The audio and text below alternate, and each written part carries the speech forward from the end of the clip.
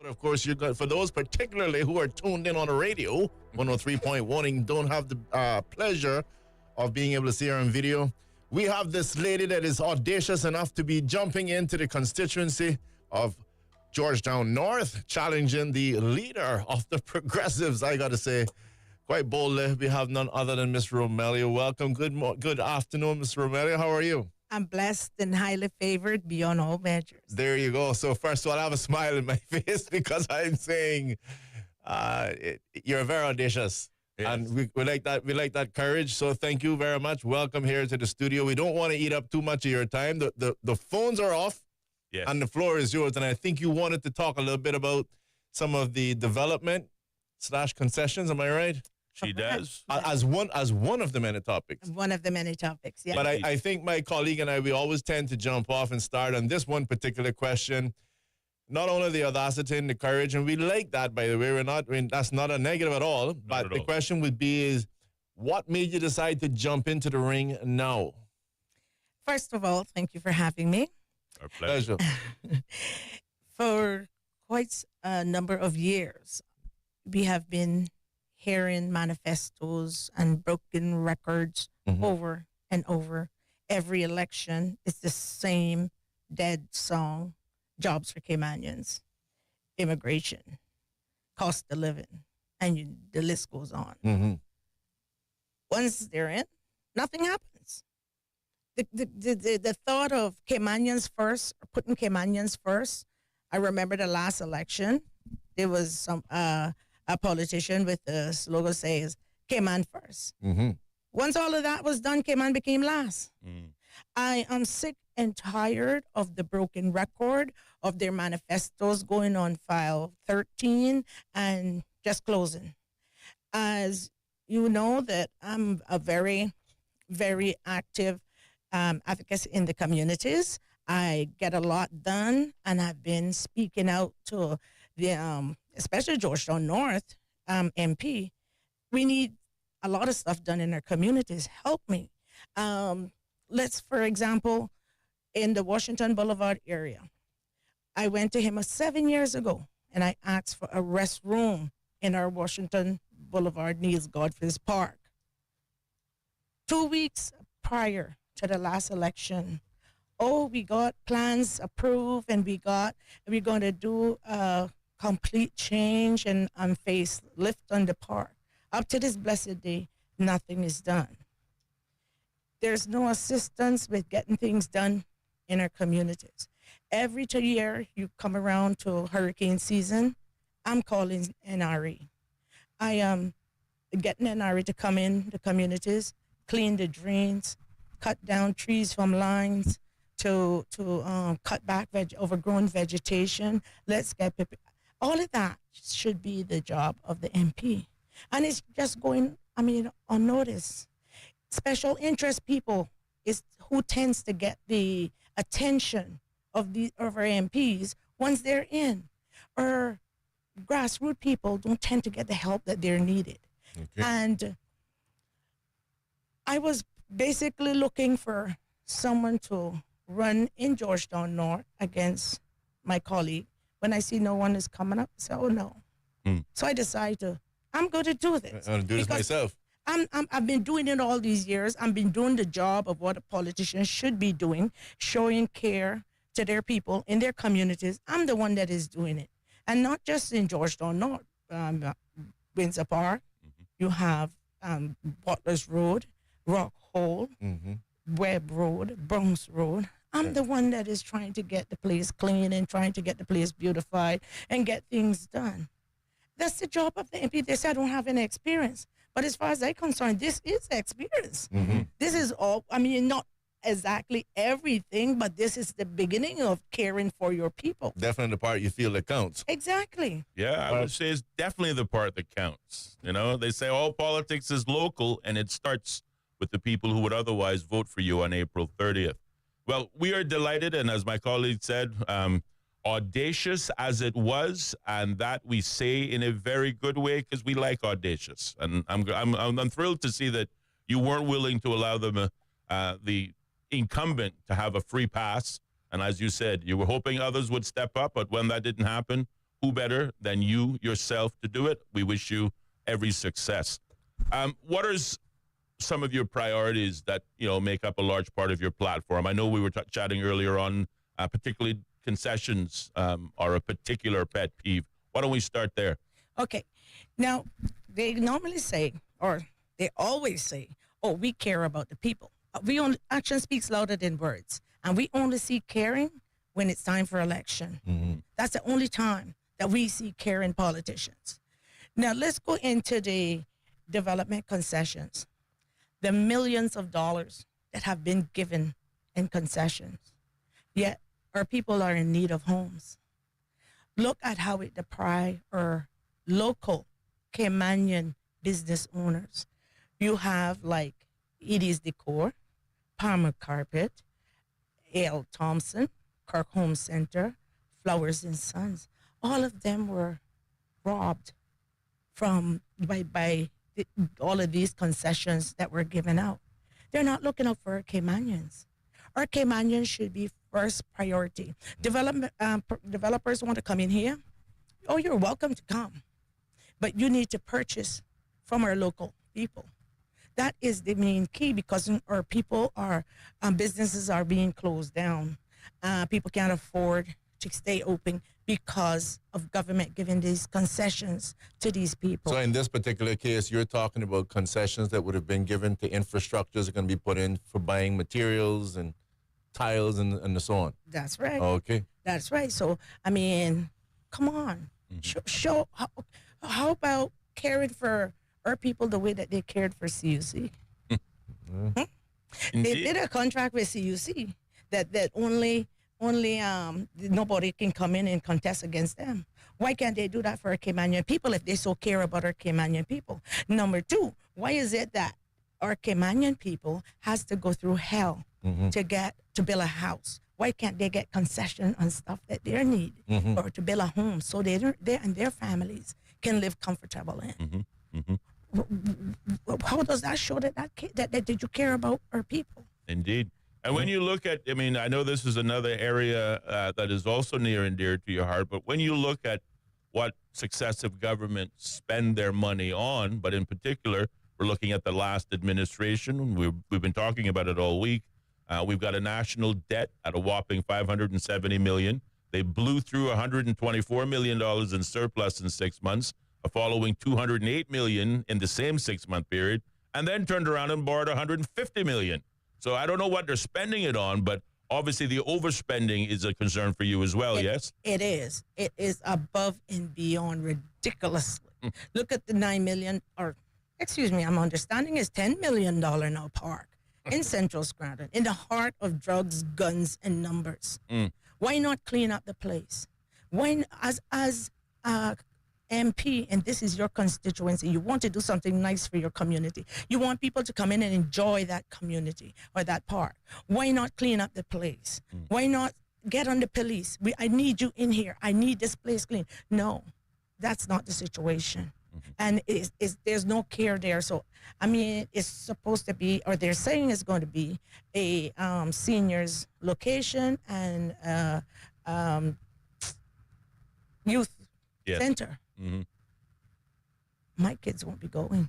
Right. My seniors that I love so dearly and that I am out with twice a week, I have no desire, no desire to take my seniors into that congested atmosphere. It's not happening. Matter of fact, to me, my question on that is, why is it that one of the entrances is through the government building side? If it's for the community, you understand? That's not for the community. That's not for the local people of Central Scranton. Right. You understand? That's ego at play. And I know for a fact it is ego at play. And just want to look mighty and high. No, come on. Look at how many people, seniors in that said community, don't even have a bathroom. Do not have a bathroom. Do not have water. Do not have things that they need. In this day and age. In this day and age. In the middle of this said constituency. And a $9 or $10 million park is more important? Really? I don't think so. Yes, indeed.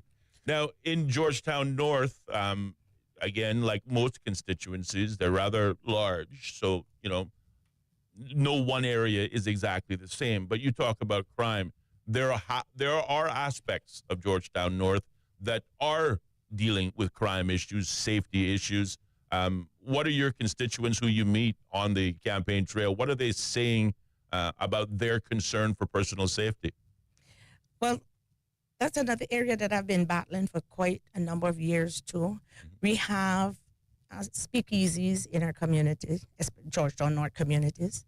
And when you try to get the police to come in, the police would go and, didn't see anything. Not seeing, smelling anything. No one was there. We're right there watching the officers. So a part of the problem, and this is with crime island-wide, you understand. Yes. We have some corrupt police officers who needs to go. Let me give you an example. Please do. I'm managing a property down in Washington Boulevard, and the owner has about 4 cameras on the property.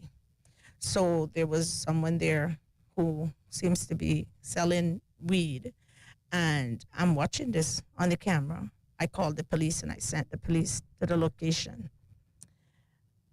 After I watched the police arrive at the location, and the police stood up and they were talking. It was 2 guys sitting and 2 officers went, and they were talking. And after a while, the police leaned over and bounced the culprit and walked away. The police got on the phone and called me, Miss Welcome. We just left that location. We smelt the weed, but we didn't see any. Matter of fact, Miss Welcome, we turned their pockets out, we pat them down, and didn't find anything. And I said to him, really, officer? He said, yes, ma'am. We didn't find anything on them after we did a thoroughly border search. Officer, do you know that there's cameras on that premises. Cameras upon the premise? Yes, sir. All right, well, we would have to get intel to set up a drug raid and go in with the dogs. Officer, have a good day. Have a good day. I took that clip and I sent it on to the commissioner and deputy commissioner. Up to this day, No reply. nothing. Wow. It is not the first that something like that has happened. We got a call one time in Bordentown, Belford Estate. Someone was playing loud music on a Sunday night. Everything in this person's house was rattling. So we went to Bordentown and found a location, stood right there and called the police. They couldn't hear what we were saying, so we moved away. And they told us, okay, as soon as the officer is free, they'll send the officer there. So we parked off. We went drive around a bit, and then we went parked off. So when the officers went in, and we could hear the bottles and everything they were tidying up. And after the police left, we called the station and asked what happened. Oh, the officers went there and they didn't hear no love music. Wow. They didn't hear no love music, and we were right there watching them. Yes. You understand? Yes. So a lot of times they tend to turn a blind eye, so they wouldn't have to do any written report. Yeah, God forbid. You don't want to do any paperwork. They don't want to. They do not like doing paperwork. Right. And there's another time that I witnessed a incident where a young man was selling drugs like candy, and I picked up the phone and I called 911. By the time I hang up the phone and get back outside, the man jumped in his vehicle and took off like lightning. Afraid of you. No, he wasn't afraid of me. It was informed. He was informed. Ah. They are always informing the culprits. Call came in to regarding them, and they pack up and they leave. And we have witnessed this over and over. The police, a majority of them, cannot be trusted. We do have some good officers, but the majority of our officers are corrupted. Okay. I was so happy when I learned that they were coming in with body cams. I wish it was last year or year before last. Yeah. Because at the end of the day, that should eliminate the bad behavior, the corruption, and the false information that they go back to the station and report back to their superiors. But at the end of the day, this have been reported over and over to the commissioner himself and other high-ranking officers. It's like they don't care either. Really? We reached out to the governor, and it doesn't seem that she cared either. Imagine. Wow. I mean, who is willing to hold the police accountable? Who? We have so much new recruits going in there, and they're not staying. Why aren't our recruits staying, especially Caymanians? Why aren't they staying in the force? We have high-ranking officers that we respected in the 80s and 90s, retired or left from the police and gone to another enforcement agency. Why? Something is wrong. Something is wrong. We cannot get anyone to put attention to it. Right. Once I am in, I will see to it that around the table discussion and the governor is included into that discussion, and something needs to be done. Bravo. And it's not only with the police. You got planning, who has a lot. They don't want to come out of their comfort of their comfort zone to see what's going on in our communities. You report issues of illegal structures going on. It takes forever. And another thing that I will be addressing is you have some people who belong legally onto the fence. If I am not mistaken, it's supposed to be at least, I think it's about 10 feet away from Yeah, the depending fence. on what it is. Between 10 and 20, depending on what it is, yeah. Now they call that setbacks, right? Yeah, setback. Yeah. Right onto the fence. Now, when I report that, they giving them the opportunity to come in and to apply. Why are you giving them the opportunity to apply? They say that's according to the law. But then, if the law states on one side that it's supposed to be 10 feet apart from the fence, why is it that they're giving them the opportunity to apply? Yeah. A legitimate question. Yeah, well, not that you require my validation, but definitely in regards to the police. And I want to say as well, you have some very good police officers, but we're talking about the bad ones right now. I have seen that on one of my peeves is the whole issue about trash. And I know a situation where, again, the trash was there, the person admitted it, nothing happened. You're not even a $10 fine. But tell us a little bit more about some of the things you're going to do, because you talk about getting in there, trying to have that sit down and discussion where all the parties are involved to make sure you can motivate the police. You also touched about, Scranton, for example, in relation to the park. And concessions. What do you and I appreciate that you're not in there, and there's certain information you would need to be able to help formulate your own ideas. But just quickly, what are some of the things you would see yourself doing to be able to address some of those things? The concession, the kind of overspending as you're suggesting in relation to Scranton, and then the police. Well, you know me, and you know I'm a straight shooter. If it doesn't benefit my people or my communities, I'm not a part of it, and don't ask me about it. Straight up. It have to benefit my communities. Once it benefit my communities, I am good with it. For example, I am all for fixing all that is broken in our communities, especially with government agencies. And this is all stemming down not only with the police. The police is a big part of it. And by the way, Yeah, yes, you mentioned planning also. yes, we have some good officers that I take my hat off to. Matter of fact, 2 years back, we did an award ceremony, and we awarded 3 officers for the outstanding work that they have done in the communities. One from DEH and one from NRA was awarded for the exceptional work that they have done in our communities. We acknowledge them. So we have some good officers. I'm not going to say all the officers are bad. Agreed. We really have some good officers that I look up to. But then again, the majority of them don't work the pay that they're getting. Well, as they say, one bad apple will ruin the bunch. That's right. So we have DCI is another failure. They failed to get out there and get the job done. DEH is DCI from the perspective in that Department of Commerce Investment. So you're talking about business licenses. business license, yes. You wouldn't be suggesting that people are operating in Cayman without a business license. Heaven forbid. What are you saying? Say it isn't so, Yes. Ellio. Yes, it Like the is. speakeasies. Yes, it is. Yeah. Yes, it is. Yeah. Yes, it is. There was a Pacific young lady who was selling some goods in a yard, and I understood that she was reported. And the officer went and told her that it was me who reported her, that she was selling without a license. And after a while, I heard that they were looking to come up with a license to give people to sell on the roadside or in places as such. That made me very furious, because then they're turning Cayman into a third world country quicker than you can blink your eyes. You understand? Those soon have little shacks all over the place on the side of the road. Exactly. Exactly.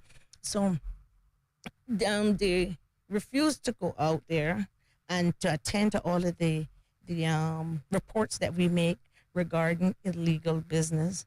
You look at the amount of car wash we have, mobile car wash, right?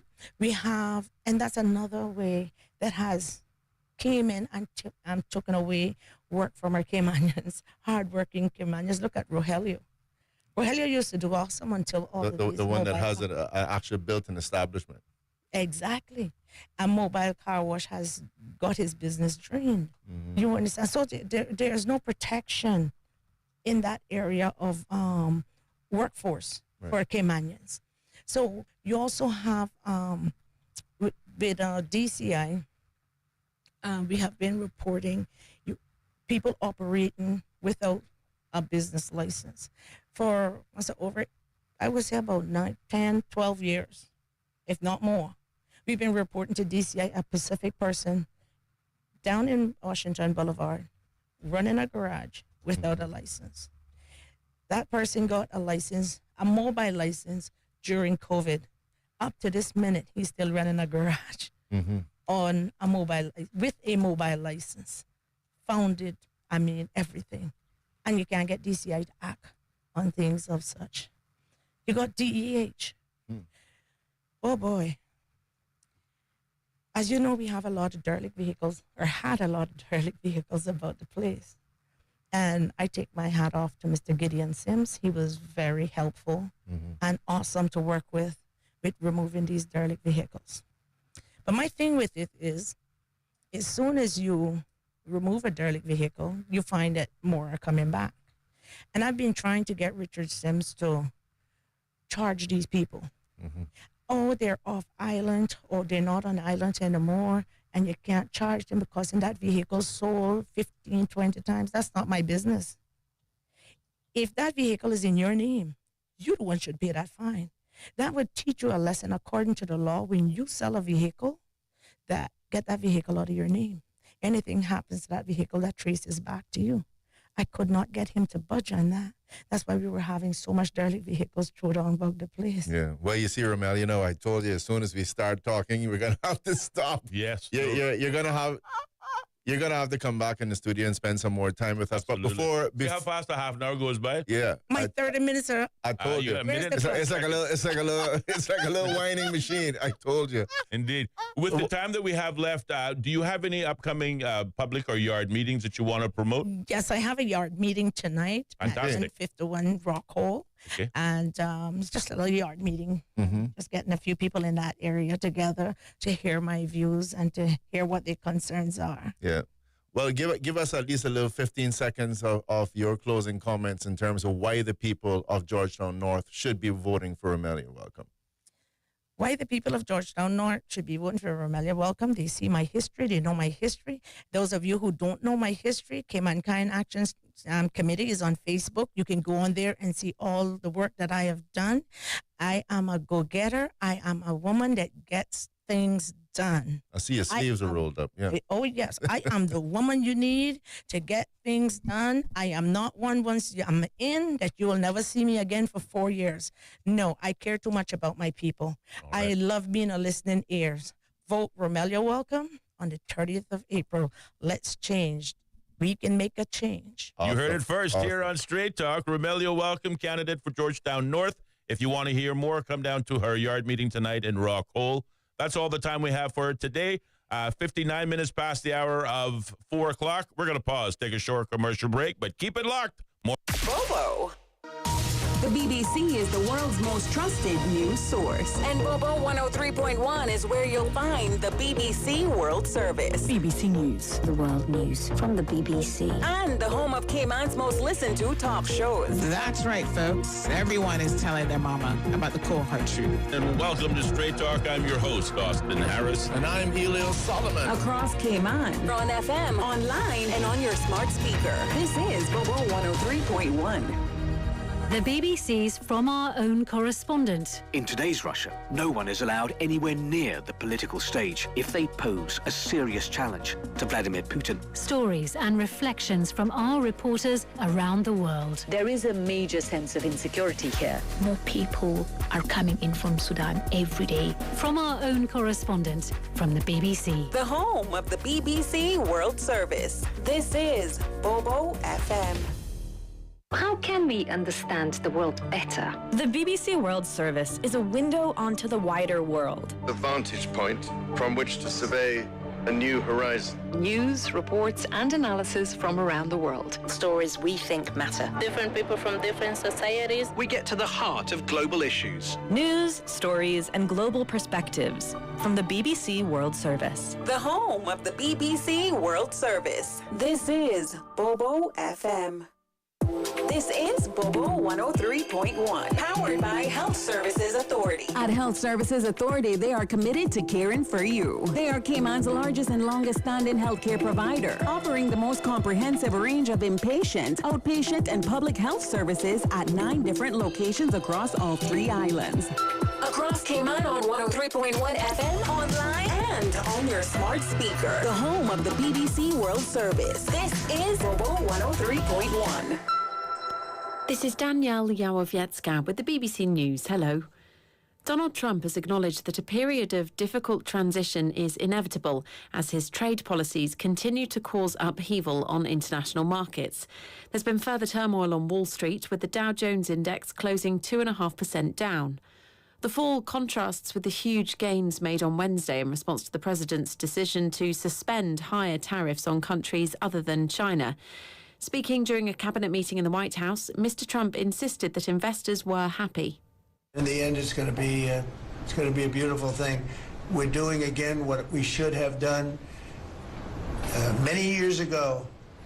We let it get out of control, and we allowed some countries to get very big and very rich at our expense, and can't let that happen. It's not a sustainable formula. A helicopter has crashed into the Hudson River in New York City. US media say 6 people on board, 5 passengers and a pilot, were killed. Pratiksha Gildyal reports from the scene. Here on the Hudson River in Lower Manhattan, rescue workers in wet gear were seen docking after completing a rescue mission. Helicopters were hovering and scores of lights were seen flashing from fire and police vehicles as some onlookers gathered. Video showed the helicopter as almost completely submerged. Some witnesses saying the main rotor blade had come loose from the aircraft. The NYPD have been telling local residents to avoid the area and that they are still in the very preliminary stages of this investigation. A general strike against public spending cuts in Argentina has severely disrupted transport. All domestic flights have been cancelled. Trains and metro services have been suspended in Buenos Aires and other parts of the country. Here's Leonardo Rocha. Many shops have remained closed in the capital, but bus drivers continue to work. Airlines said international flights would go ahead as planned, with only a few delays. It's the 3rd general strike called by Argentina's powerful unions since President Javier Milei took office at the end of 2023. Since then, he's introduced tough austerity measures to tackle hyperinflation. His plan has worked so far, but the unions say the most vulnerable in society have been affected, including pensioners and low-paid workers. Thousands of people in the Dominican Republic have been paying their last respects to the much-loved singer Ruby Perez, who died when the roof of the nightclub where he was performing collapsed in the early hours of Tuesday. 221 people are known to have died. Officials believe there are no more survivors of the disaster at the Jet Set Club in Santo Domingo. You're listening to the latest stories from BBC World News. The artificial intelligence firm OpenAI is suing Elon Musk over claims that he's repeatedly attempted to slow down its business for his own benefit. Our North America technology correspondent Lily Jamali has more. OpenAI has accused Elon Musk of using bad faith tactics against the company, which competes with his startup, XAI. They say Mr. Musk wants to seize control of the leading AI innovations for his personal benefit. OpenAI is going on the offensive after being sued last year by Mr. Musk, who co-founded OpenAI with its CEO Sam Altman in 2015. He accuses Mr. Altman of fraud and is seeking to block OpenAI from changing its structure from a nonprofit to a for-profit company. A senior advisor to Iran's supreme leader Ayatollah Ali Khamenei has warned that United Nations nuclear inspectors could be expelled due to ongoing external threats to Tehran. President Trump has said Iran will be bombed if it fails to agree not to develop nuclear weapons. The Iranian threat comes just 2 days before planned nuclear talks in Oman between Washington and Tehran. The American rapper Soulja Boy has been ordered to pay $4 million to a woman who accused him of sexual battery and abuse.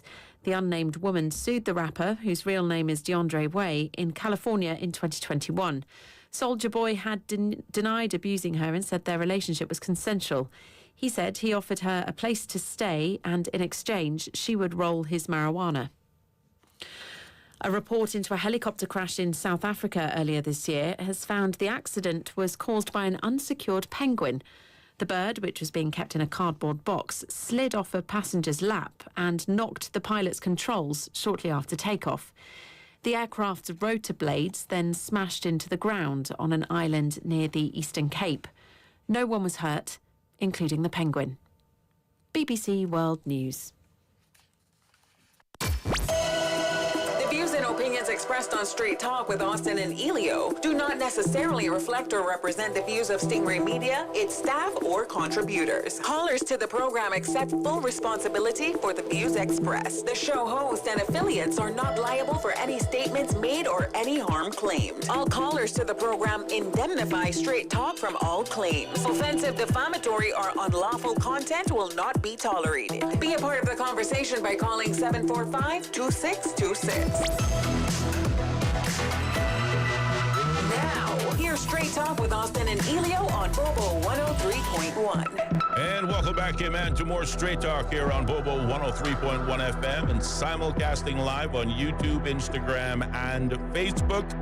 Time in studio is now 6 minutes past the hour of 5 o'clock, and moving swiftly along from Georgetown North, heading a little further east to the constituency of Red Bay, where we have the pleasure of hosting in studios a member of the Cayman Islands National Party running for a seat in Red Bay. It is our pleasure to welcome in studios Miss Dawn Thomas. Thanks for being with us, Miss Dawn. Hello, listeners. Hello, Austin. Hello, Ellio. How are you guys doing? Oh, we're doing great. Good to have you here up in the studio. Mm-hmm. Indeed. We're thrilled to hear more about yourself, first and foremost. I mean, we know you. We like family. But, we want to make sure everybody else has the pleasure of getting to know Dawn Thomas. So maybe right out of the gates, tell us a little bit about you, your background, and, of course, what has led you this time around to, put your hat into the ring for public office? Sure. I'm happy to answer that question. So starting with my background, I started off in accounting, as most people know. Did that for quite a number of years, 15 years or so. And somewhere along the line, I transitioned to sort of a technology type background. So I have a bachelor's in accounting and a master's in information systems. I'm also a certified project manager as well. In terms of work experience, I think the last sort of corporate jobs, I would say I've reached heights as sort of regional director of change management for Credit Suisse, responsible for multiple offices, multi-million-dollar budgets, managed staff across time zones. In addition to that, I also went on to work at Walker's as the global head of project management, where I manage pretty much predominantly all of the projects for the firm. And in 2018, I decided I was going to be a self-employed entrepreneur. And then I went on to start a numerous number of businesses in software consultancy, nursing recruitment, and other things. So all in all, I would say one of the things that I bring to the table is that I have worked internationally as well. Mm-hmm. I have worked in Hong Kong. I've lived and worked in Hong Kong. I lived and worked in Amsterdam. I've also lived and worked in Curacao, to name a few. Mm-hmm. So definitely world travel, bringing that to the table. Financial services sector, but I'm very familiar with health insurance, construction, retail, distribution, just to name a few. I'm like jack of all trades, you would say. Yeah. Well, you certainly got out of the bubble, which I think is a feather in your cap. I think, tell everyone, every Caymanian who can afford it should leave the island, even if it is just for a short time, so that we can appreciate both what we have in the Cayman Islands, but also realize that there is a bigger, wider world out there. And, we are just a small cog in a big wheel. Exactly. Yeah. A very small cog in a big wheel. Indeed. Well, you definitely sound like you have a wonderful head on your shoulders. Certainly do. Certainly does. And you definitely have racked up a diversity of experience. Glad to hear that. So you're here with us at least for a good hour. I want to get into some of these things that you wanted to chat about. If I could jump straight into it. Absolutely. And I did you answer my colleague in terms of the reason why you're deciding to jump in at this point? No, I haven't answered that question yet, but I'm happy to answer that now as well. Yes. So why I'm running for office is this. As I was planning my personal retirement, I know I'm not that old yet, so don't. I'm getting there, but not quite there yet. Fair enough. Good to start thinking about it. But I'm a strategic thinker, so I like to plan ahead. Make sure that will have enough to retire on and that kind of stuff, but making sure the quality of life. I started, my daughter, I tried to encourage her to go out and do her own thing, to build her own wealth and where she needs to be in life. And she went to apply for a mortgage, I think, in November of last year. And when you realize it, as a educated child with a good job in a bank, she doesn't qualify for very much and it doesn't buy her very much. And I've been exposed to a number of young children over the last 3 years, more so that I've been self-employed because I've got time to actually, I'm not hustling, bustling in the traffic in the morning, coming home late at night. I've gained a lot of exposure to a number of people. And that has definitely led me to run as one of my main things, simply because the future of my children, our children, is definitely at stake in this country. And every time I'm hearing the anguish, the frustration, and just the mere fact that people have sort of given up, have lost, are sort of hopeless in terms of where they're going, particularly the young people and their voices. And then also coming in touch with a number of elderly people as well. I'm running because I actually care. Right. And I'm in a good position in my life where I can run and I can contribute back to my country and society. And I can definitely dedicate myself to the role and definitely focus on why I am in this. Indeed. So, in that vein, and before we, because I know my colleague has some questions of his own, but in that vein, just so we kind of square the circle, so that's why you personally made the decision to, put your hat into the ring now. Sure. Why the CNP, Cayman National Party? What about that grouping said to you, these are the people that I want with me? So I did toss around a couple of options. Sure. I'm not going to lie. I did, whether it was a party option or an independent, yes. When I decided to run. And as you know, I'm the last candidate to join the CIMP. I'm sort of like the last wheel in. And some people say, oh, is that a good thing or is that the weakest link or something like that? And I can guarantee you I am not the weakest link. Obviously not. But it was because of where I aligned with the party in terms of integrity and their values. But most importantly, I was joining a team of people that are passionate about making change and had equal integrity and values.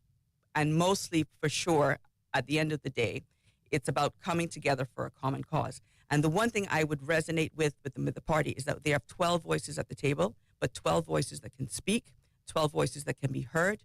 We can debate things openly. Dan is my leader, the leader of the party, but all of us have a voice at the table. We are not followers. We are leaders in our own right. We are visionaries, and we are here to make a change for the greater good. And we have collectively come together for that purpose, which is at the center of exactly what we do. And that being said, that is why the CMP, that is why I'm not running independent, and that is why I'm not with any other party. All righty. Well, I want to discuss some of the issues that I know you came here to chat about, but just one more question. Just one more question. Just one more question before we get onto that. Normally, persons, when you talk about entering into the political arena, normally in their history, they probably had a little touch of politics somewhere. Something that somewhere earlier on would have spurred them on. Is that the case with you or no? No, I would say I've never aspired to be in the political arena, simply, and I don't intend to be a career politician. That being said, I am going in to affect change, and I'm willing to commit time. But I think that if I am elected or I am successful, I have to speak it into being. My mother keeps telling me. Yeah, she's right. She's right. I am definitely going to give it a great shot. And there's a lot of smart Caymanians behind me, and I think that we need to give other people the opportunity. So I don't intend to be career. But just in terms of sparking that idea, I'm a consultant. One of my companies is that I'm a consultant. I consult on businesses and in terms of digital transformation, business process improvement, re-engineering, and a slew of other things. We do custom software development, all sorts of stuff. I've got companies that run, or financial services companies that run their businesses on dashboards that I have built. Okay. So coming to the table, I also had exposure to government. NAU, Minister of Financial Services, Judiciary, to name a few, and seeing the governmental body from the outside and understanding a number of the inner workings of the government and bring in my sort of private sector experience. The reason I'm stepping in is because I think I have a lot to add. I also have a great appreciation for the civil service and seeing some of the challenges from an outsider's perspective of what they're facing. So running for government, like I said, politician, not what I had in mind. Change agent, absolutely. All righty. Well, that's definitely very interesting. And I think based on your resume, not just a college resume, but I mean just your background period, I think that it sounds like you can make a difference. So tell us, I know there's got to be some of your specific constituents issues, and I know that one of the things you also wanted to chat about was, this I guess the whole financial situation is in the country. Feel free to speak to whichever one you want to chat to first. I think let's deal with the constituency issues first, simply because. Smart move. I gave you the All choice. politics is local. You're absolutely, that's a good place to go. And I think not to undermine the issues in the constituency, but I think for me stepping in, I think they'll be easier to handle in terms of listening to the people, hearing their voices, and allowing them to at least express themselves, but also being in a position where I will be able to help them. Yeah. So I know all of my constituency issues, flooding, we've discussed them, CCTV, we've got a number of issues as it relates to security, crime, safe houses, and all sorts of stuff like that. So there, feral cats, there's a growing population of cats in Red Bay, a tremendous amount, actually, to be honest. There's all sorts, those issues, I think, in terms of the national issues, are manageable. Right. They're in no way small, but they are manageable. And some of the ways, and even, I'm going to talk about two specific things that hit home with me when walking the constituency, and that is definitely the number of unemployed people in Red Bay. There's a larger number of unemployment than it meets the eye. Even I was shocked by the numbers. Okay. And we're not just talking kids returning from colleges with master's degrees, sitting at home trying to find jobs for 3, 4, 5, 9 months. We're talking about people who have been displaced out of organizations that are sitting at home trying to find a job and having to apply multiple times. So coming out of the gate, May 2nd, this is what I will deliver. I will deliver on a portal, a way for the Red Bay community to connect with me. I want to know all the people in my constituency that is unemployed. I will give them a link to register where I want a complete picture of all the people in Red Bay that are unemployed, because day one, even though I have started already, I want to say this, I am slowly trying to connect people with jobs, but given that I am trying to run a race as well, it's a bit tight, but it's something definitely at the forefront of my mind. I want to have a list of all the unemployed people in my constituency, because I am going to be working to put them to work. Fabulous. Awesome. Second thing I'm going to do is I'm going to ensure that there's a district council within the first 60 days. And I'm not just talk people that know me. No, I deliver. And that is going to be I love that. a nomination post. People will be able to nominate people. We will also have a voting cycle on that.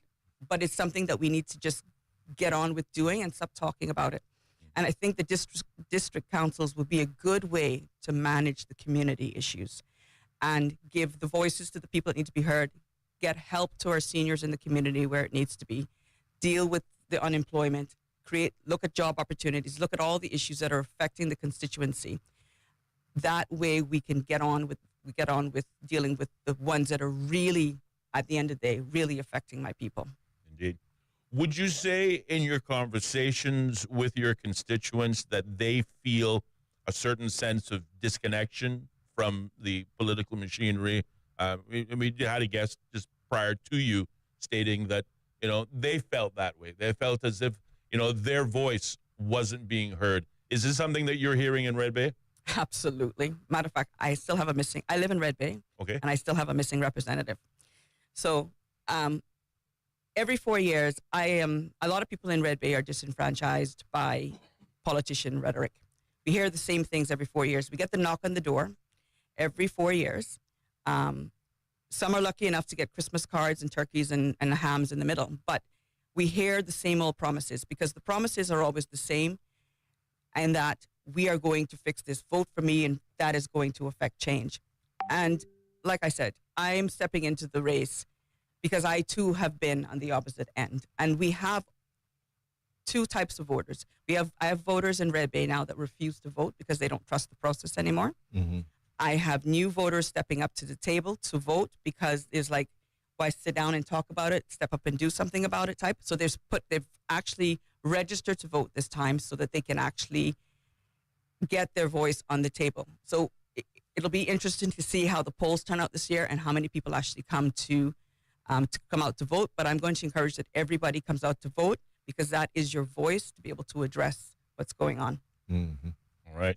Now, you say you've been putting your focus on the door-to-door, getting to know your constituents, getting to know, obviously, their issues. And allowing that to dictate your course.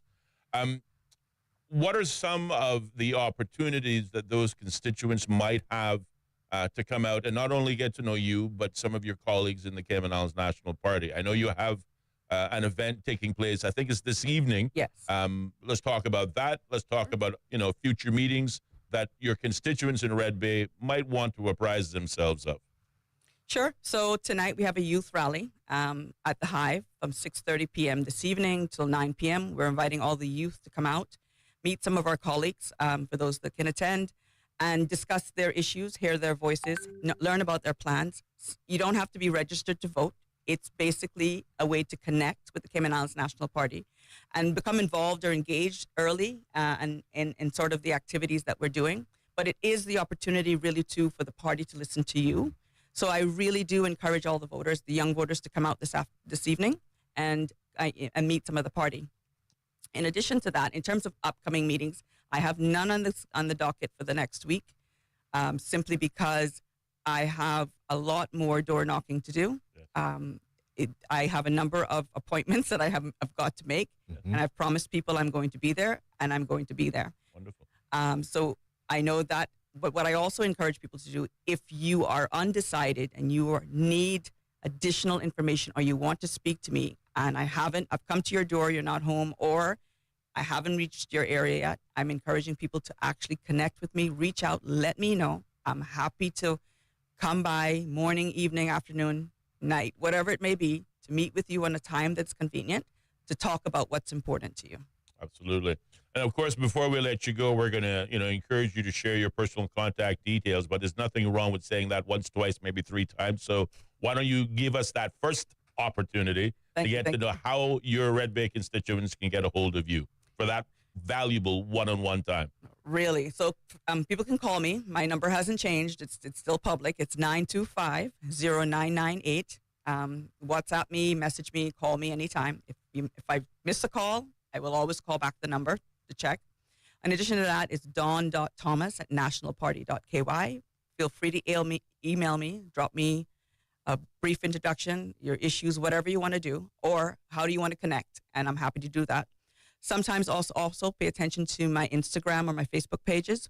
What I will do is set up coffee meetings somewhere in the community. So I may be at the coffee shop one morning and people are happy to discuss. Stop by and pop in and see me casually. No appointment necessary. I'll usually post those out. So if you're paying attention, then it's there. Otherwise, you can WhatsApp me for a location where I'll be.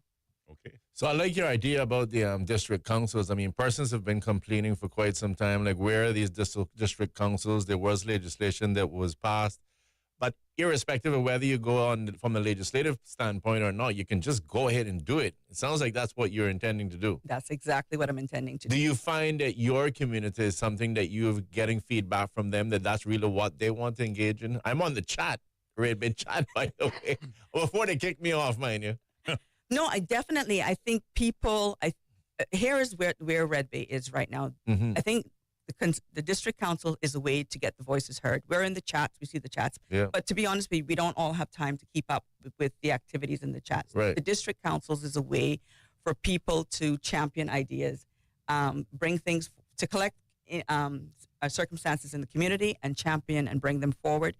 But it gives people who are willing to commit and give back to the community themselves the opportunity to, give back in the community, build that sense of community as well. So just getting on with it is something that's definitely key that we need to do.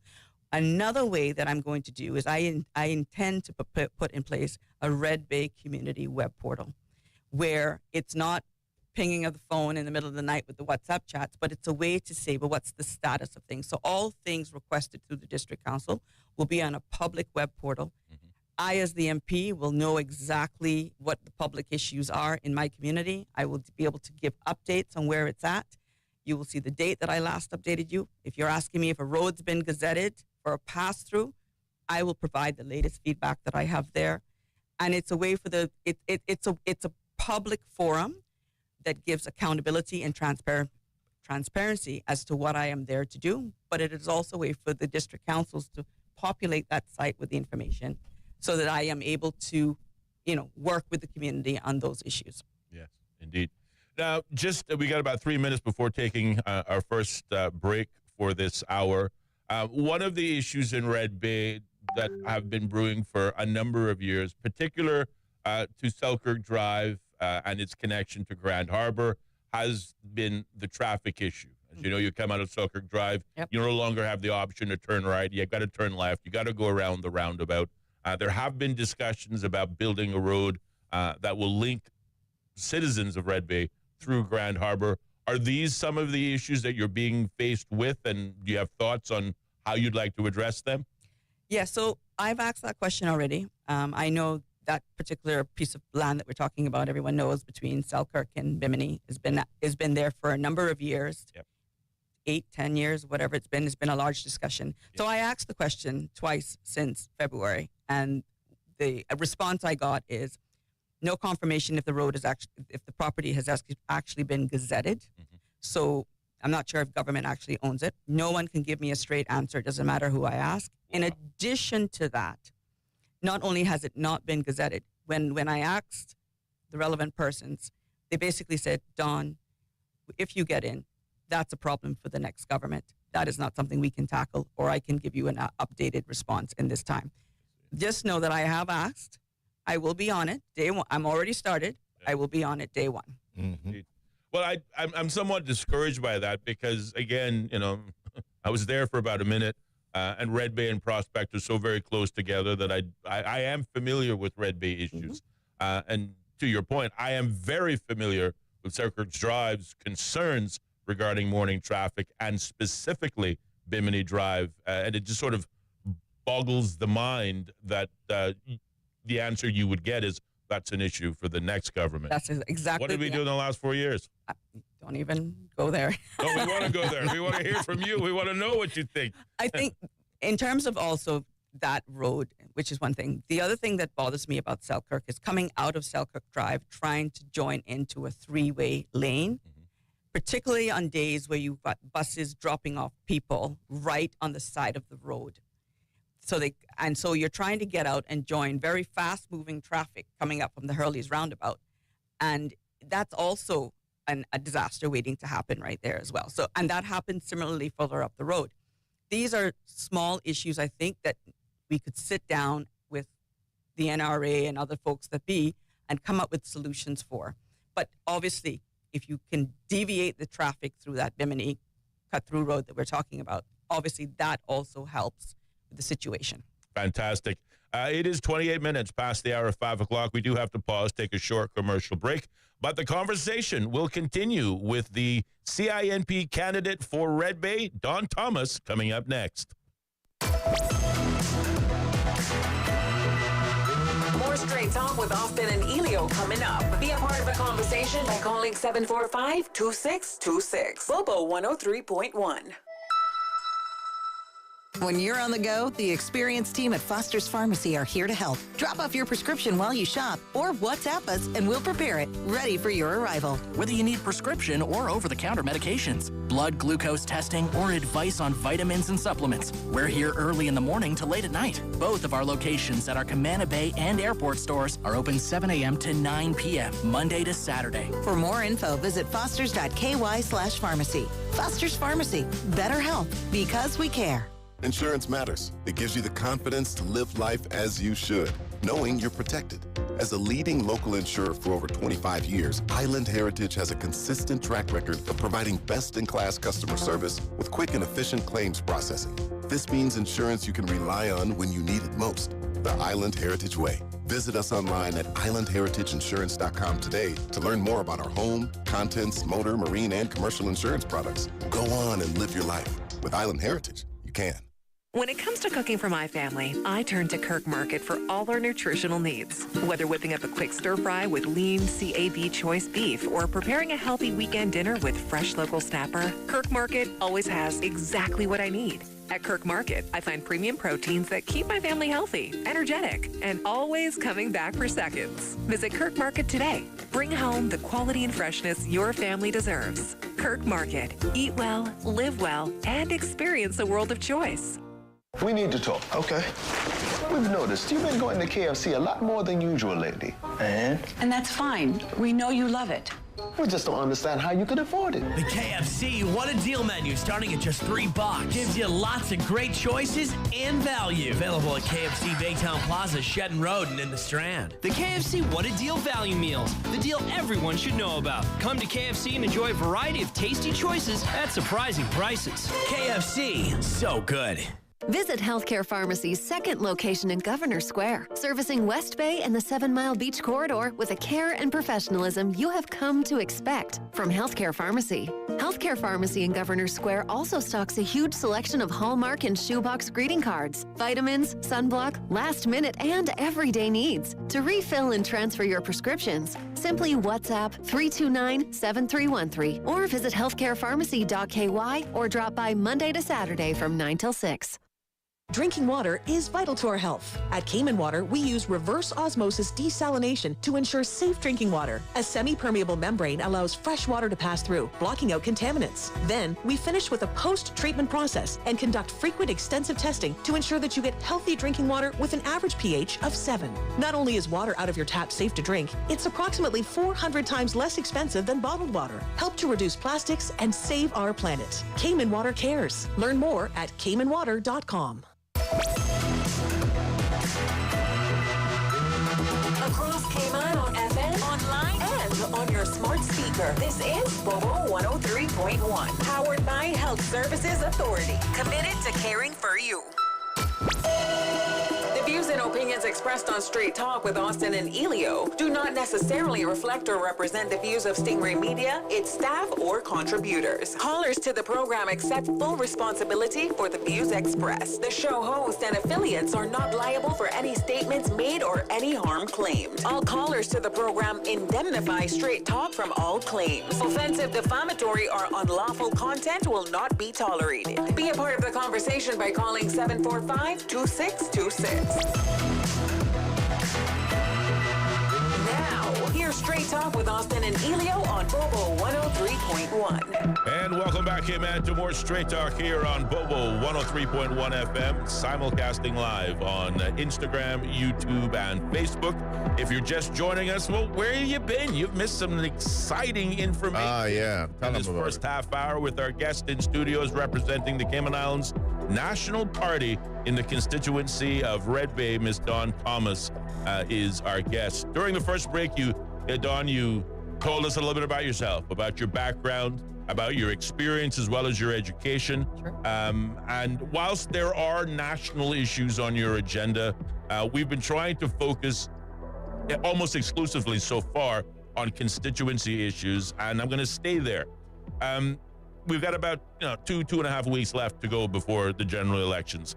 When you look at the landscape, in particular to your competitors in that constituency, what sets you apart from them?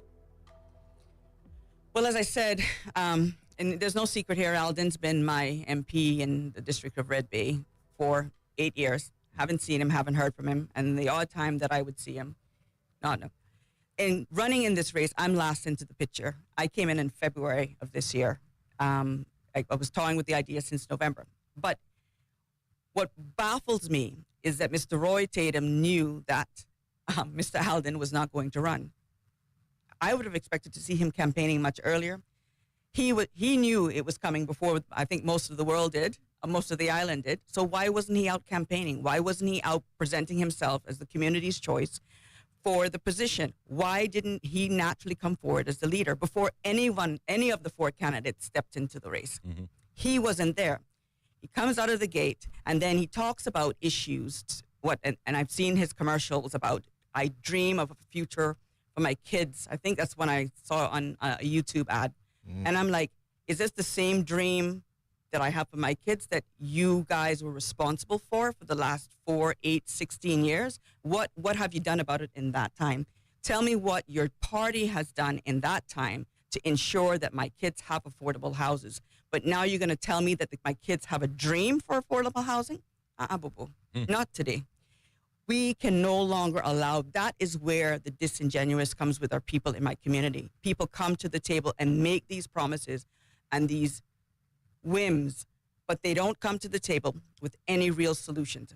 Then we talk about, they get into, I listened to the debate last night, and summing up the TCCP and the other party at the time. Well, we need a national development plan. We need a national infrastructure plan. Well, with the GGHAM is now the HOME, and the education needs to be reformed. But aren't you the guys that were in government that were meant to be doing all of these things? Isn't that what you all have campaigned on for the last 4, 8, and 16 years? Let's face it, there is no more time for failed promises. The country cannot afford it, because in addition to everything else that we're discussing, we're no longer talking about just cost of living and everything that affects our people. We're also talking about national infrastructure issues that are looming, waste management, that affects the whole island, telecommunications possible issues. We're talking about a number of things that have come to the forefront. Every 4 years, we keep compounding the problems with no actual real solutions. Now, let's be fair. Let's go back to the constituency of Red Bay. There are 5 candidates running. Roy, love him, nice guy, friendly, appreciate him, utmost respect. Right candidate for Red Bay? Absolutely not, in my opinion, and I'll stick there. Moving on, this race needs a team of people to come to the table to solve this problem, not an independent. No disrespect to in Red Bay, I'm talking. No disrespect to anyone in that area. The thing about it is that I have, if you look at my education, experience, my drive, and the fact that when I say I'm committing to something, I commit. For anyone that knows me personally knows that's exactly who I am. Mm-hmm. I am the only choice Red Bay has, because I promise you I will deliver. And if I can't deliver, you will know why. I won't quit and walk off to the side and then coming back to the table because I was afraid I wouldn't get elected, and then come back to the table now saying I have a plan and this is the way forward and enough is enough. Enough is enough, because I expected better, my country expected better, and you didn't do any better. So don't come to the table now and tell me about your plans. I have plans. The Cayman Islands National Party has plans. We will deliver on those plans. But now what they have done that enables us not to deliver on those plans is they have left us with no money to do it. Right. Well, that's where I wanted to go. But before doing so, again, just to remind you, just said, listen, you're going to be a woman, an MP of action, and you have, if you missed the first half hour, you've committed to, in the first instance, within the first 60 days, establishing a portal specifically to look at unemployed persons in Red Bay. Yep. This is something you've committed to doing. You've also committed to establishing, after 8 years of discussing it, a district council for Red Bay. Correct. Something else you commit to doing within your first 60 days. Correct. You talk about national issues. We talk about, infrastructure issues, but all of those things cost money. And to your point, we've been presented with a pre-election economic and financial update that shows the next government will begin their term already $81 million in the hole. We're gone away from surplus, where you have cushion and room to move, to starting out fundamentally with a deficit position. Mm-hmm. Obviously, that's got to be a concern for you. Talk to us about that. It is an absolute concern, because all of the issues that we keep discussing, I mean, we see them all. This whole election campaign has been about discussing the issues. So I think everybody's quite familiar with them. But getting the realistic position that we've got no money to tackle any of this with. So even if you go back years, I think you heard in the debate last night, they boasted about surpluses and fiscal prudence, and we had all this money. Even in those situations, the issues that we are discussing today nationally has never been addressed. Now we're in the situation, we're in a deficit of $26.2 million. Mm-hmm. And we still have the same issues on the table. And now we're going to pull the rabbit out of the hat kind of trick to try to do that. But you know what? We can do it. Here's what I was saying to someone today. Look, the $26.2 million is a projected number for December 31st, 2025. Projected. With the right government in play, we've got 8 months left of 2025. We have the opportunity to start to claw that number back. Mm-hmm. Don't know what we can do. We don't know what we will find. As Dan said last night, we have to get in. We have to understand. We have to understand if that's the true position and the true value. We have to be comfortable with the numbers that have been presented, that they are accurate. Then we have to look at how can we start to claw that back. Where is it? And We've had, I think, 3 hours on Monday, my team spent in a room looking at the government finances between 24 and 25.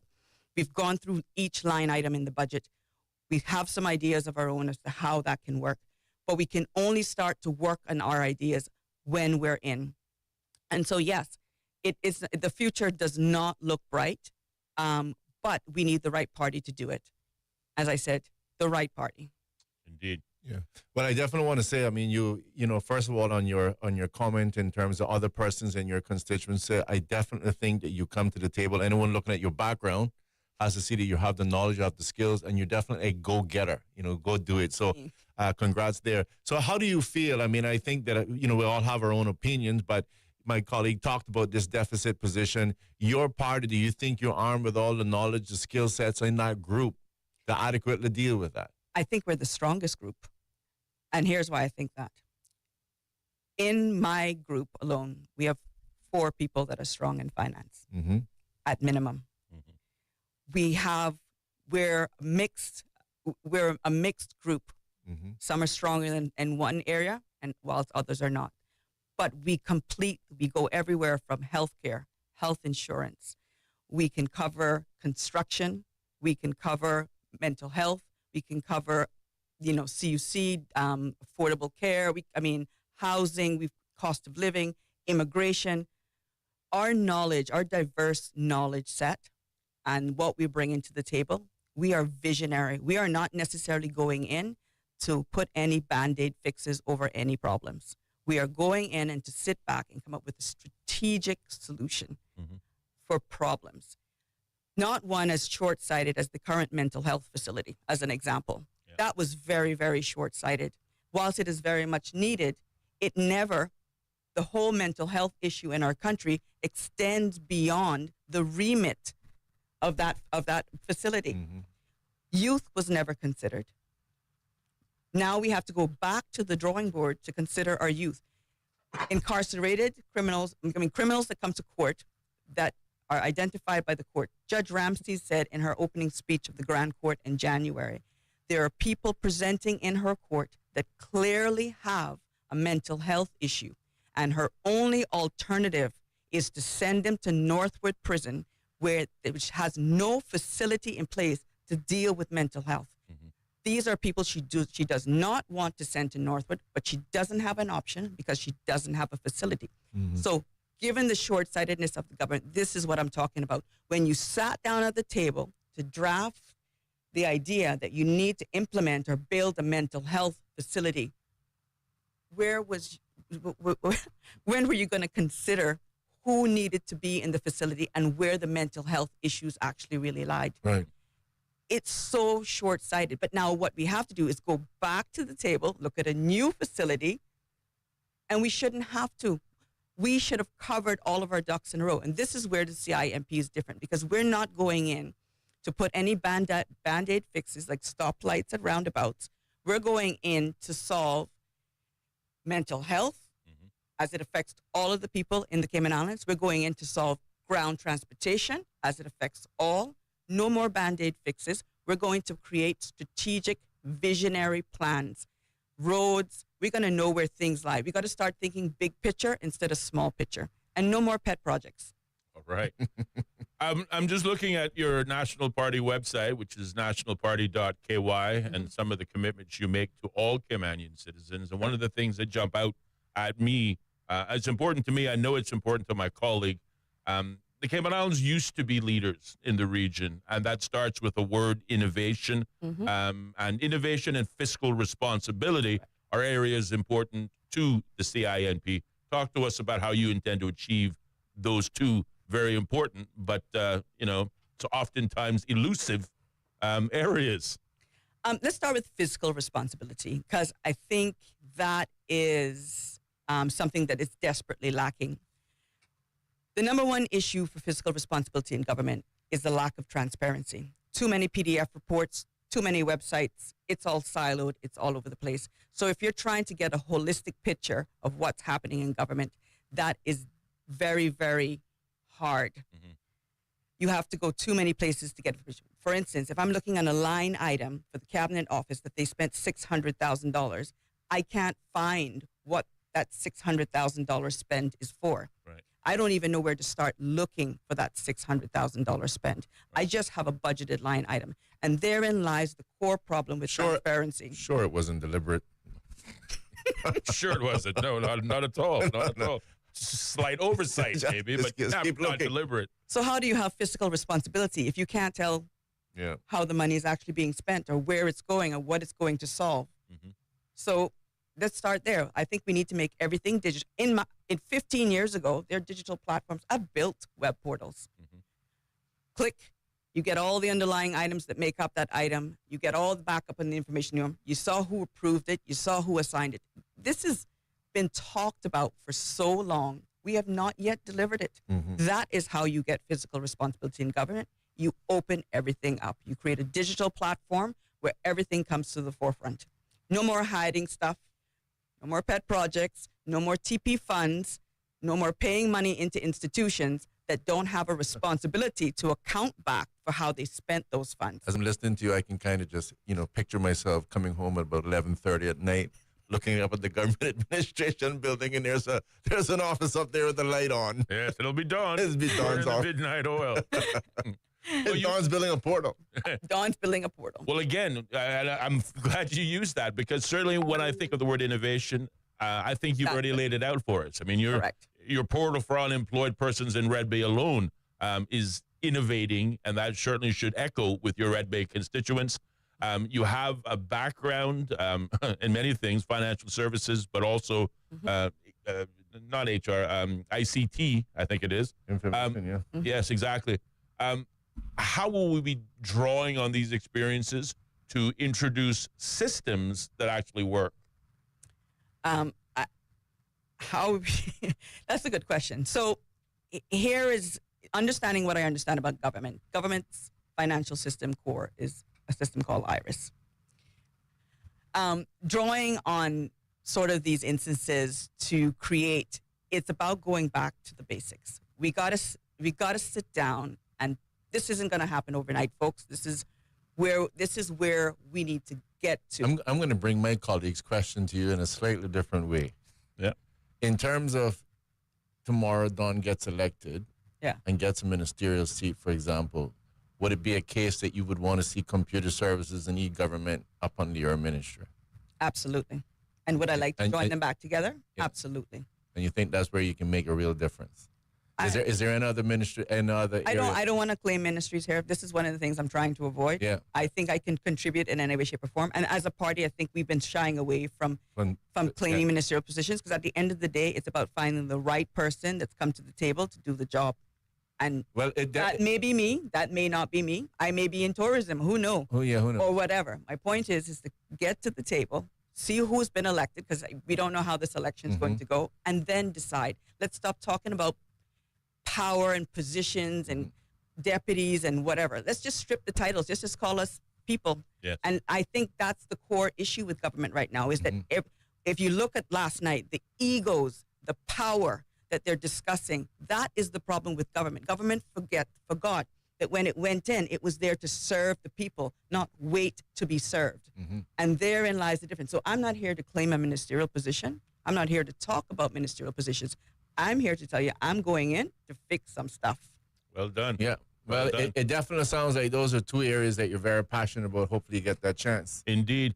Well, we got about just over 9 minutes remaining, and I know you certainly wanted to encourage opportunity for members of the listening audience to participate with you. So now I will say the phone lines are open at 745-2626.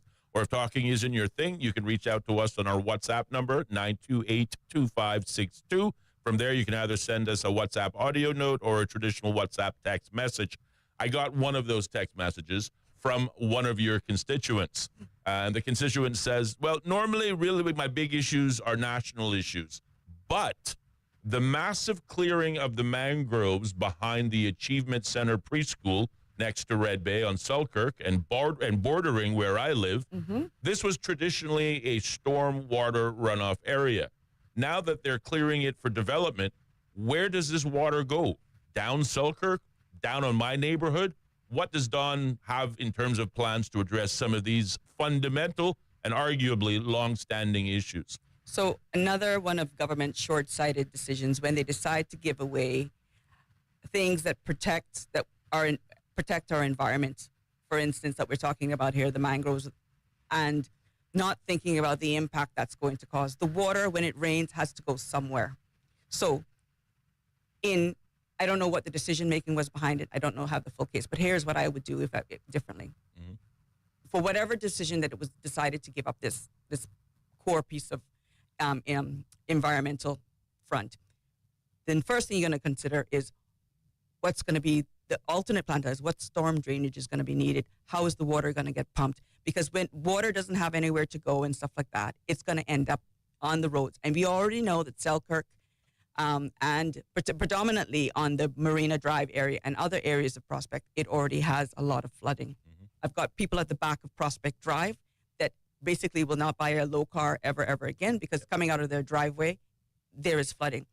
These are things that have an long-term environmental impact that need to be considered. Proper environmental impact assessments need to be completed, but also proper infrastructure planning needs to be completed because we need to know the pros and cons of any decision that's taken. My point is that this is what I was talking about, those Band-Aid fixes, or those short-sighted things. Mm-hmm. There is no holistic, strategic picture ever put in place. This is why every 4 years, we're talking about cost of living issues, affordable, I can repeat them all. Mm-hmm. Therein lies the problem. We've never solved anything, really. Good statement. That's it. We've never really solved it because we haven't really thought about how to solve it. Mm-hmm. CIMP has the team that will solve, but that will come to the table with real ideas. All right.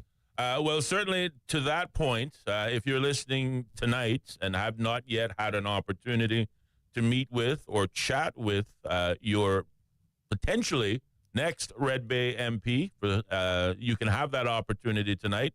I know you're hosting an event.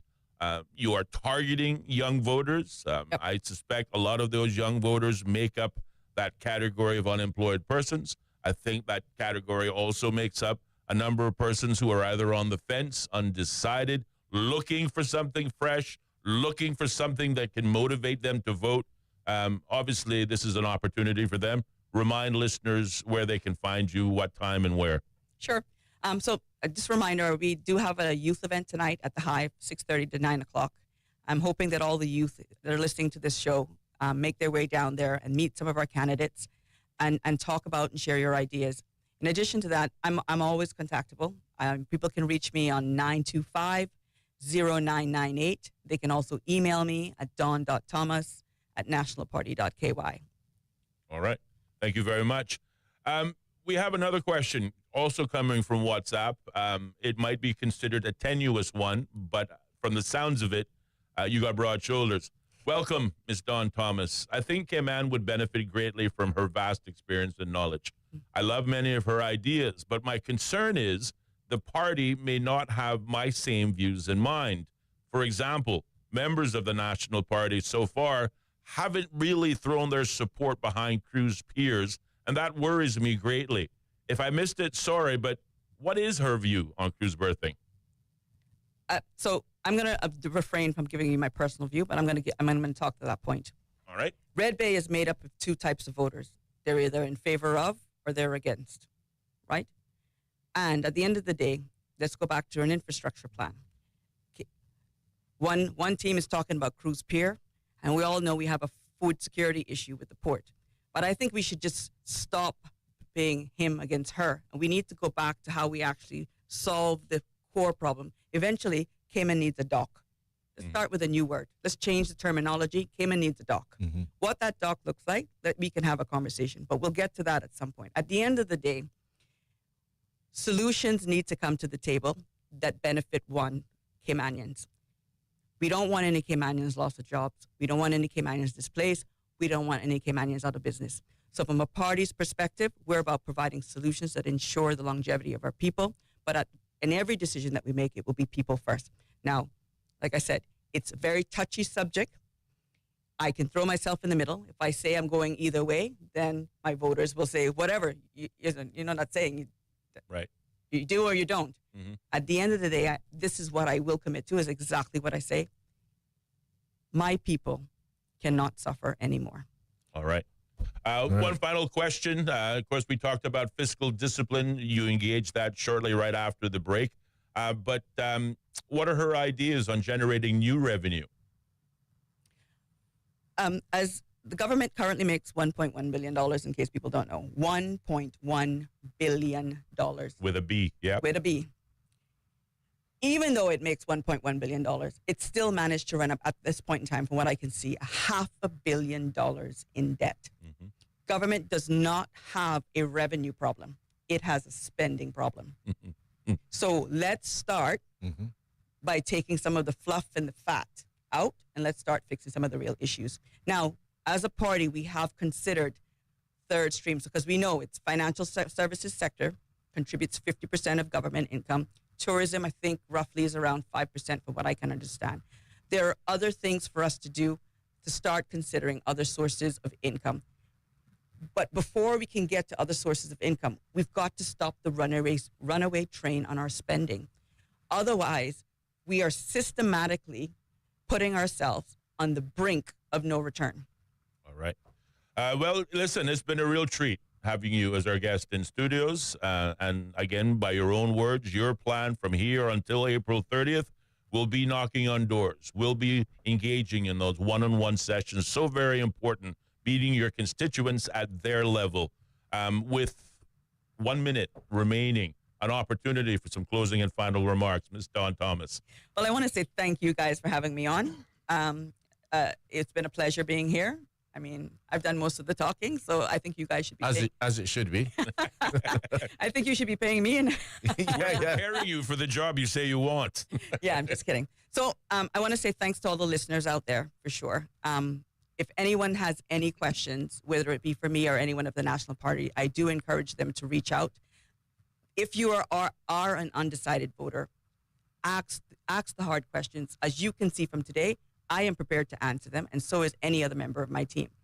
But most importantly, I want to promise the people of Red Bay that I am stepping up to do a job for you and no one else. I will be there to serve, not to be served. In addition to that, I won't be missing. And what listeners need to remind at this point is that communities come together for a cause. I am hoping to be the beginning of that cause, because we will rally together for our issues, and we will also rally together to celebrate. And we need to start to have something to celebrate, and then we need to solve our issues. And I'll leave it there. Outstanding. Dawn, I want to thank you very much for being our guest on behalf of the Red Bay constituents who I knew were tuned in this evening. Thank you on their behalf. Obviously, we wish you the best of luck.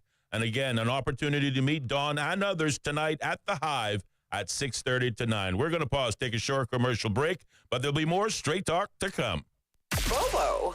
How can we understand the world better? The BBC World Service is a window onto the wider world. The vantage point from which to survey a new horizon. News, reports, and analysis from around the world. Stories we think matter. Different people from different societies. We get to the heart of global issues. News, stories, and global perspectives from the BBC World Service. The home of the BBC World Service. This is Bobo FM.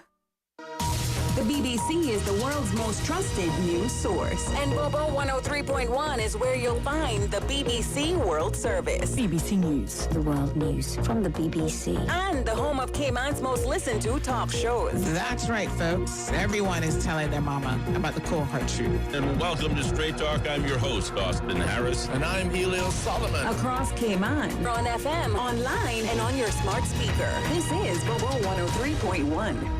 Welcome to our newsroom here in central London. We place ourselves here at a little desk right in the thick of things. OS from the BBC. We can catch the very latest news from our colleagues, not just in this enormous room, but also from our colleagues around the world. I'm in the room where they're treating children. This is a combat zone. The situation after the typhoon is very complicated. It was a very tense situation. OS from the BBC. The home of the BBC World Service. This is Bobo FM. This is Bobo 103.1, powered by Health Services Authority. At Health Services Authority, they are committed to caring for you. They are Cayman's largest and longest standing healthcare provider, offering the most comprehensive range of inpatient, outpatient, and public health services at 9 different locations across all 3 islands. Across Cayman on 103.1 FM, online, and on your smart speaker. The home of the BBC World Service. This is Bobo 103.1. We'll unpick its media strategy and how, as a cricket competition, it's drawn inspiration from both Bollywood and the NFL. It's all coming up on the Media Show on the BBC World Service. This is Danielle Yawowiecka with the BBC News. Hello. Donald Trump has acknowledged that a period of difficult transition is inevitable as his trade policies continue to cause upheaval on international markets. Speaking at a cabinet meeting in the White House, Mr. Trump insisted that investors were happy. There's been further turmoil on Wall Street, with the Dow Jones Index closing 2.5% down. Our North America business correspondent Erin Delmore is in New York. A lot of what's been going on Wall Street here is a reaction to the president's back and forth over tariffs, a real seeking of solid footing, and they didn't find it today. You know, the markets rallied yesterday. We saw the biggest one-day gains for each of America's 3 biggest indexes in a few years, some going back as far as 2008. But we also saw a different story today. A lot of stocks going into the red as that sell-off even accelerated. And when they hear the president say that there's going to be a transition cost, they're wondering, have we seen it, or does it lie ahead? And if so, how deep will it be? A helicopter has crashed into the Hudson River in New York City. US media say 6 people on board, 5 passengers and a pilot were killed. The helicopter was reported to be carrying a family of 5 from Spain, including 3 children. Police boats were assisting in the rescue efforts. The city's mayor, Eric Adams, paid tribute to the victims at a news conference. At this time, all 6 victims have been removed from the water, and sadly, all 6 victims have been pronounced deceased. Again, we're praying for the families and our gratitude to the rescuers and the courage that was displayed in their dedication. A general strike against public spending cuts in Argentina has severely disrupted transport in Buenos Aires and other parts of the country. It's the 3rd general strike since President Javier Milei took office at the end of 2023. Here's our America's regional editor, Leonardo Rocha. It's been quite comprehensive and quite successful, according to the union leaders, the CGT, which called for this strike, representing many unions in many areas. All domestic flights were cancelled, no trains, no underground. Most shops closed. Only the buses in Buenos Aires were working because they belong to a different union. But it's been quite comprehensive, and the unions remain very powerful in Argentina. And from the beginning of the Javier Milei government, they've been fighting his austerity measures. A Palestinian who was sentenced as a 13-year-old for taking part in a knife attack against 2 Israelis has been freed after spending more than 9 years in jail. Ahmad Manasra had been arrested in 2015 after he was caught with his cousin Hassan, who had stabbed the 2 people in East Jerusalem. Hassan was shot dead at the time. You're listening to the World News from the BBC. The artificial intelligence firm OpenAI is suing Elon Musk over claims that he's repeatedly attempted to slow down its business for his own benefit. The company has accused the Tesla boss of using what it calls bad faith tactics to help him control cutting-edge AI technology. Police from the UK's National Crime Agency say 35 people have been arrested in raids on hundreds of shops suspected of being fronts for Kurdish and Albanian organised crime gangs. The operations last month targeted what officials said were cash-intensive businesses that they believe have been used for money laundering and other criminal activities. Ed Thomas reports. Throughout March, more than a dozen police forces across England took part in Operation Macanize. Their targets were Turkish-style barbers, vape shops and mini-marts. Increasing intelligence seen by the NCA led officers to suspect they were being used for money laundering, drug dealing and people trafficking. 200,000 illicit cigarettes and vapes were seized during the operation. More than 50 people were questioned for immigration offences, and bank accounts holding £1 million were frozen by investigators. The NCA says it will now try to uncover the organised crime gangs behind the shop fronts. The American rapper Soulja Boy has been ordered to pay $4 million to a woman who accused him of sexual battery and abuse in California in 2021. Soulja Boy had denied abusing her and said their relationship was consensual. A report into a helicopter crash in South Africa earlier this year has found the accident was caused by an unsecured penguin. The bird, which was being kept in a cardboard box, slid off a passenger's lap and knocked the pilot's The views and opinions expressed on Straight Talk with Austin and Ellio do not necessarily reflect or represent the views of Stingray Media, its staff, or contributors. Callers to the program accept full responsibility for the views expressed. The show host and affiliates are not liable for any statements made or any harm claimed. All callers to the program indemnify Straight Talk from all claims. Offensive, defamatory, or unlawful content will not be tolerated. Be a part of the conversation by calling 745-2626. Now, here's Straight Talk with Austin and Ellio on Bobo 103.1. Ladies and gentlemen, welcome back to Straight Talk with your two favorite talk show hosts, none other than Mr. Austin Harris and myself, Ellio Solomon. Well, we've had two interesting guests, and of course, the show still continues. Got about approximately 24 minutes. 22. 22, my colleague told me. Yes, indeed. That's 22. Yeah. So either way, ladies and gentlemen, if you want to start up some conversation, take us in some direction, 745-2626. Again, that's 745-2626. Or, of course, if you want to send us the text or a voice message, then 928-2562. That's 928-2562. If you don't contact us, then that just means that Austin and I are just going to do our own thing. That's right. We're quite happy to do our own thing. We are, and that also tells us you're liking what you're hearing. Keep going. Yeah. Well, just some housekeeping matters before we obviously open up the phone lines and basically engage in a bit of open mic for the remaining 21 or so minutes now left. As obviously Don Thomas mentioned earlier on, if you're interested in fellowshipping with like-minded young leaders and you want to discuss issues and solutions for the future, well, come out tonight to meet and chat with the Cayman Islands National Party candidates, an event that is catering for the younger voters in the 18 to 35 demographic. But hey, I'm sure they won't turn you away if you show up. 6:30 to 9 p.m. at the Hive there on 7 Mile Beach is an opportunity for that to happen tonight. And I want to encourage as many voters, but specifically those in Red Bay. What are you laughing about? Something tickled his. When you said, for younger persons, I kind of saw you and I showing up there, Austin. I'm thinking because with a T-shirt on, young at heart or something. Young at heart. You're only as young as you feel, and we are definitely not a day over 21.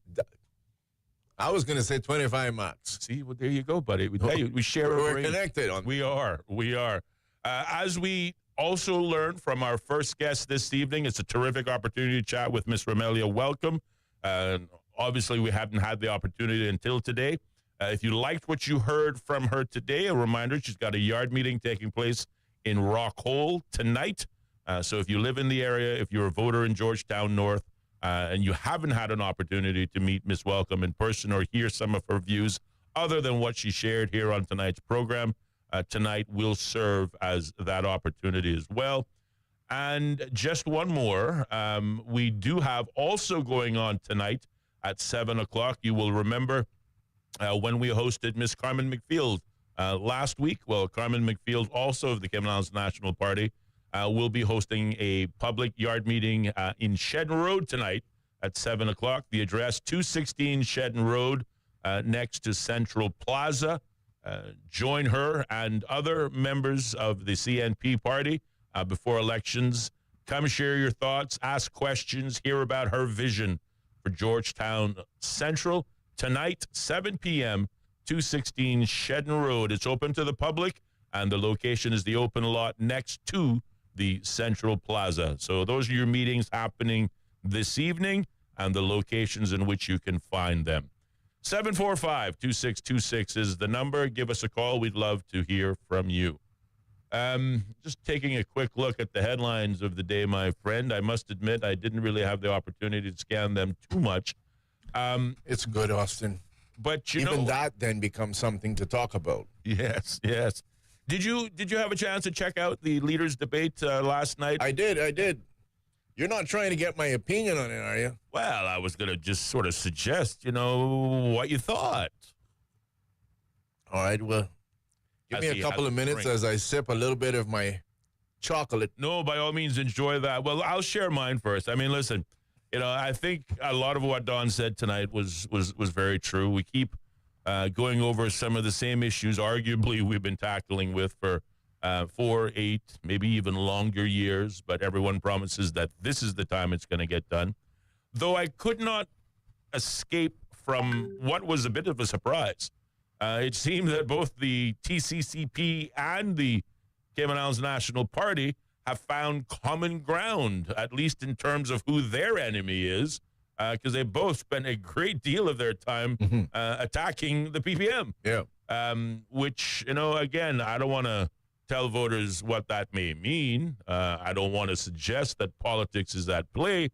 But the last time I checked, obviously, there are other members of the incumbent government that might be more of an enemy, but I don't know. But certainly last night I was curious. I was expecting an opportunity to hear about what makes these groups different, what some of their priorities may be. We know their ideologies, all three of them are the same. There's no real ideological difference in any of the parties or arguably any of the persons in this election race. There are one or two standouts, don't get me wrong. And again, we hear from one of them tonight, doesn't want to be a minister, not worrying about flowers in her cap. She wants to get things done, and she wants to address things that have been going on for far too long. That's encouraging. I hope she maintains that fire should she get, elected in her constituency. But last night there seemed to be, again, for me, unfortunately, nothing really exciting jumped off the page, but I did notice, rather peculiarly so, that there seemed to be a lot of teamwork between the TCCP and the Cayman Islands National Party, and all of their fire was addressed and directed at the new PPM leader, Joey Hugh. Yeah. Well, it's always a little bit difficult for me. Not that I definitely don't have an opinion, but it's a balance, and I want the public to know it's a little bit of a balance for me because I don't want to feel like I am too much influencing, the elections. Yes. I do my best to try to make sure encourage everyone to listen and make up your mind. But a couple of things that I would point out would be that, yeah, I agree. It definitely seems like I didn't see any sort of countering or attacking between TCCP and CINP. And there's different inferences one person could draw from that. Is it a possible alliance that's forming, or is it just simply a case that they do not see each other as the biggest threat in the room? They might both be seeing PPM as the threat in the room, and therefore, as a result of that, they focus on PPM, saying if we can remove politically PPM from the equation, then we get to split the spoils. I think perhaps the latter, maybe that would be wishful thinking, but perhaps the latter is more in play. And again, that's all good, fair strategy in politics. I thought it was rather clever for Mr. Scott to, again, keep lumping PACT, UPM, and everything up in the PPM. I was like, and Joey was kept trying to bat him off like a fly with that one. But that was pretty interesting, even though I was expecting that maybe Joey would probably give him a bit more of a swat, Yes, I agree with that as well. I thought maybe he would, stand up and say, hey, if you keep up this sort of lack of distinction, you're not going to be able to solve the government problems because this is a really easy one. But again, for whatever reason, I think that he chose not to do that. Maybe some persons would say, again, he's keeping the statesmanship view. And again, please understand, I'm trying to be very sparring in my comments. Yes. No, but I think all three of them did a very decent job.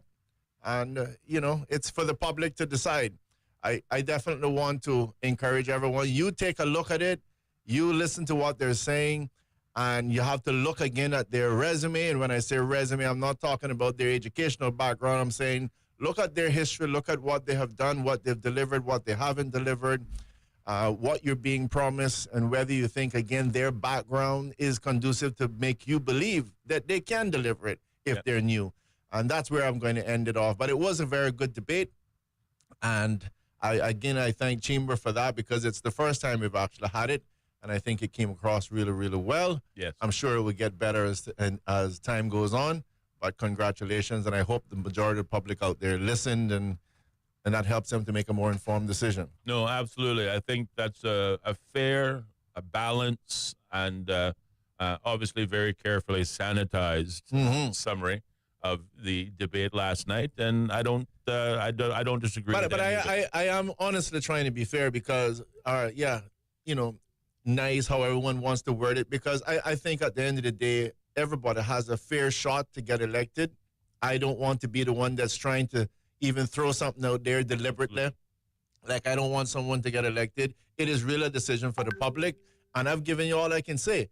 I've given these examples in the public even when I had my meetings. If you're going to go and you're going to hire a Tyler, what are you going to do?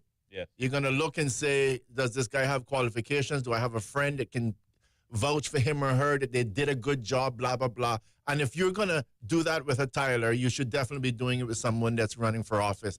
And I want to give the public a fair chance of doing that and not necessarily having me inject too much influence. And trust me, when the time comes like yesterday, I don't have a problem injecting some influence because in that particular case, I know it to be the truth, and I want to make sure that I'm going to ring the bell. Yes. I'm going to sound the alarm.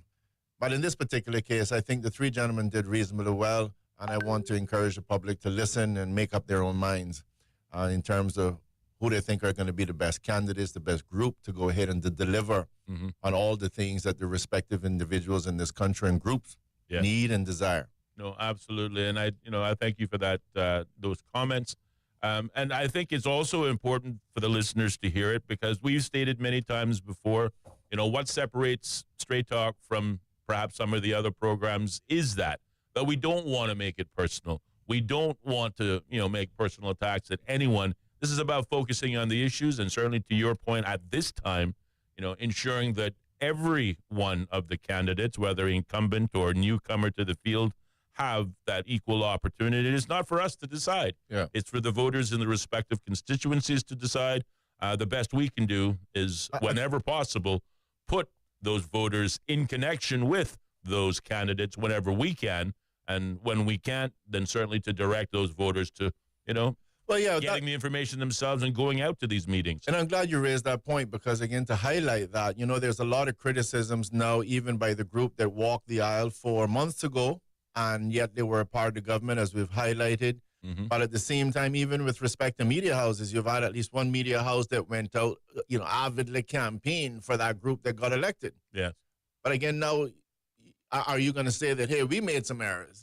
So again, I don't really think too much that's the role. We want to educate, enlighten, and to elevate the public. Yes. And, not giving you the fish, but teaching you how to fish. And that's nothing different in relation to making those wise and prudent decisions. But understand that politicians are going to employ strategies that, again, will attempt to lump PACT, UPM, et cetera, into one group. That's a strategy. It's as if all's fair in love and war. And at the end of the day, that is part of a strategy. It is for you to look at it and see the strategy and decide whether you think it's reasonable or not, whether it influences your decision or not. And, the list goes on. Well, we did get a comment about last night's debate from our WhatsApp line. One of the comments is, why did the chamber debate last night give the leaders the questions ahead of time? Why not get their views in real time? I didn't know that either. And they may have mentioned it at the intro. Obviously, we were listening vis-a-vis the Bobo link on 103.1 FM. And regrettably, the gremlins were at work at the beginning of the debate with one or two technical difficulties. I think I heard maybe the first opening 4 or 5 words, and then we were offline for, I think, 12 or 13 minutes. So they may have mentioned it, but I was not aware that the leaders got the questions in advance. We have to confirm that. Yes, we might have to. Well, if they did get that, again, I really don't think that's nice because really you want to be able to see what someone does when they're under the pressure, when they haven't had time to really prepare. It should be a case that you are always prepared. Yeah. You have your thoughts, you have your ideas. So it's a little bit disappointing if that, in fact, did take place.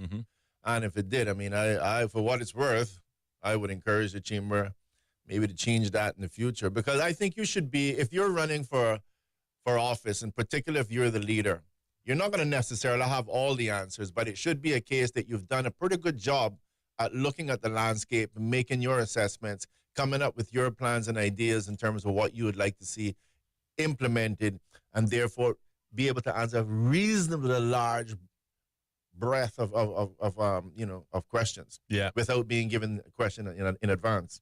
Well, the writer's saying, well, they were quickly reading from notes, fully prepared ahead of time. Well, that doesn't necessarily mean they got the questions in advance. Remember, it could just be prepared, yeah. Exactly. The leaders' debate was the tail end of what was the individual debates. Mm-hmm. And again, I'll just use myself as an example. How did I prepare for my chamber debates, when I was in office? Well, you listen to everybody else's. Mm-hmm. You take a note of, the questions you hear first and foremost at the constituency level, the questions exist at the national level, and then you listen to the debates that preceded you, and you prepare a working list.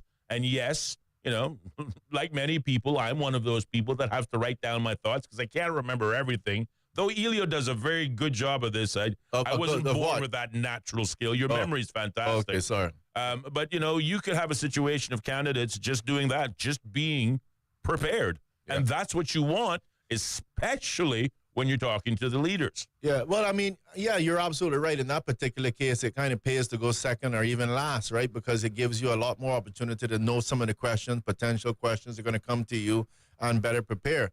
And even if you don't have the benefit of those debates, a person can really still sit down and say, okay, I'm in this particular constituency. What are some of the things? Crime. What am I going to do to? There seems to be a parking issue. There's flooding issue. You can pretty much sit and come up with some intelligent directions as to what the questions could potentially be.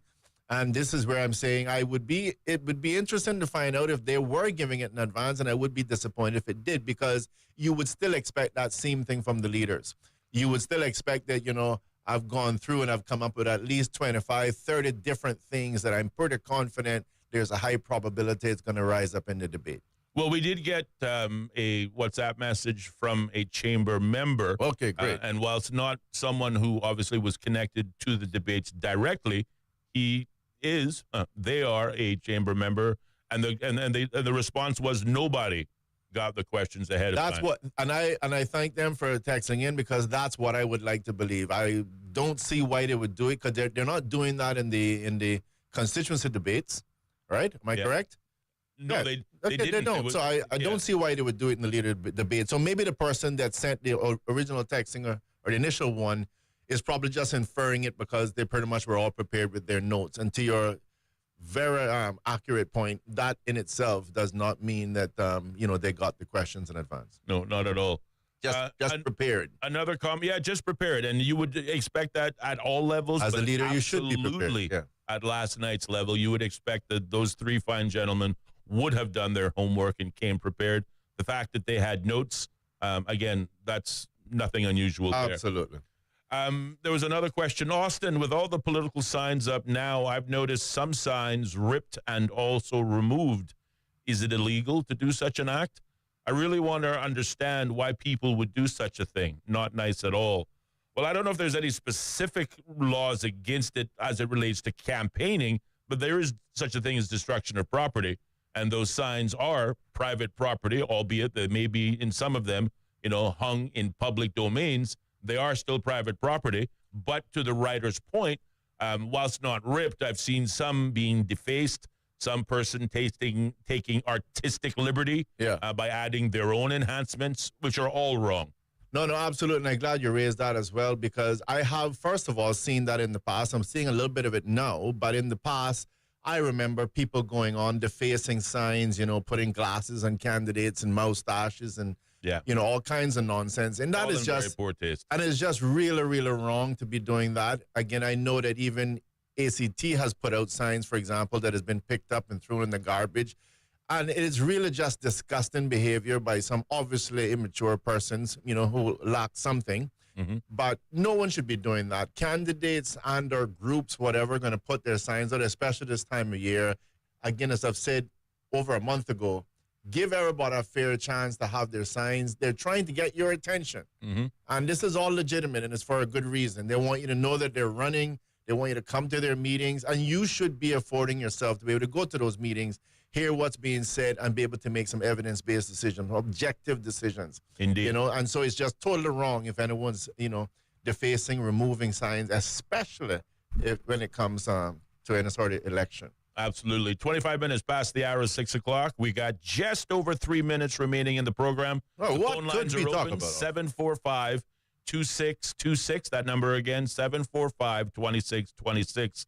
Another message on WhatsApp. Good evening, Austin Ellio. I hope you watched the debate last night. Well, yes, we did. What the TV and radio audiences didn't see was that the two sin-packed leaders leaving the room to converse at each other.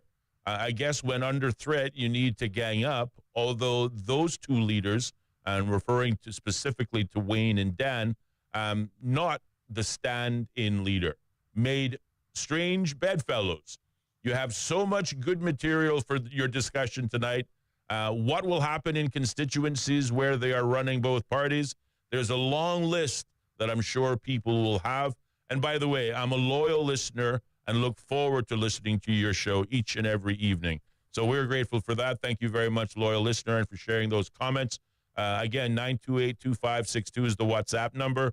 Or if you're interested in calling, 745-2626 is the number.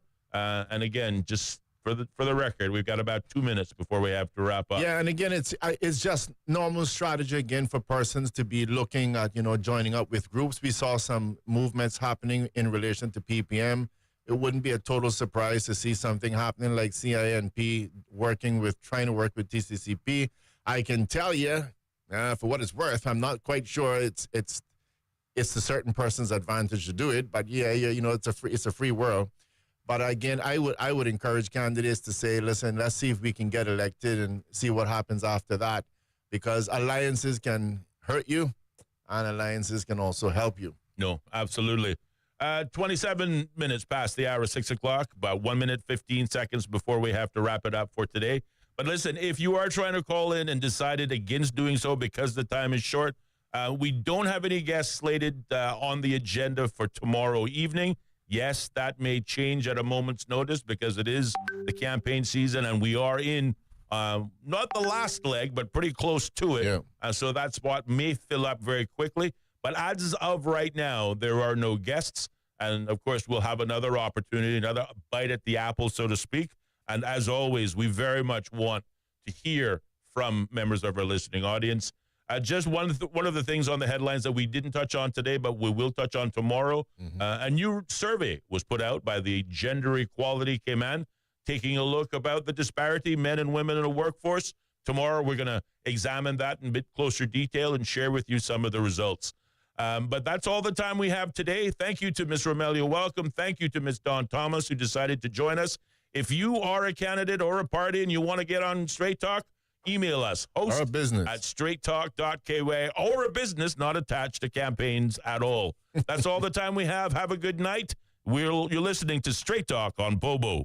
The home of the BBC World Service, the most trusted news source in the world. This is Bobo 103.1.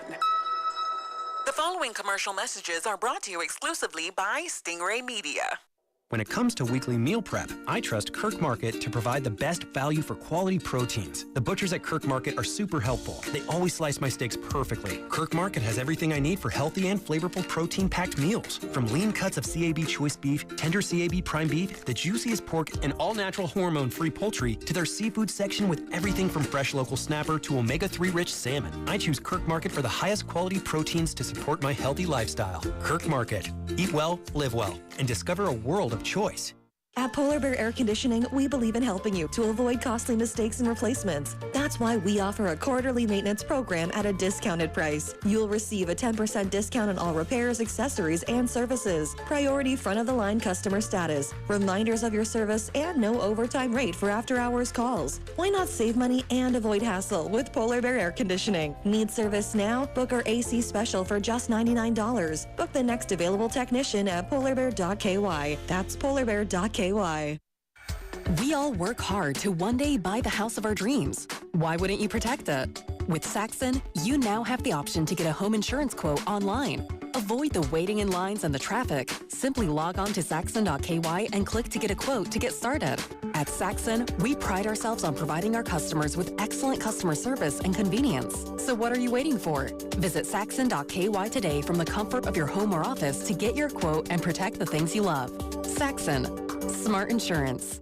K-Man, Units is here, the island's newest move-in and storage solution. Our robot delivery system allows you to put your unit almost anywhere while providing level loading, uploading, and minimizing shifting.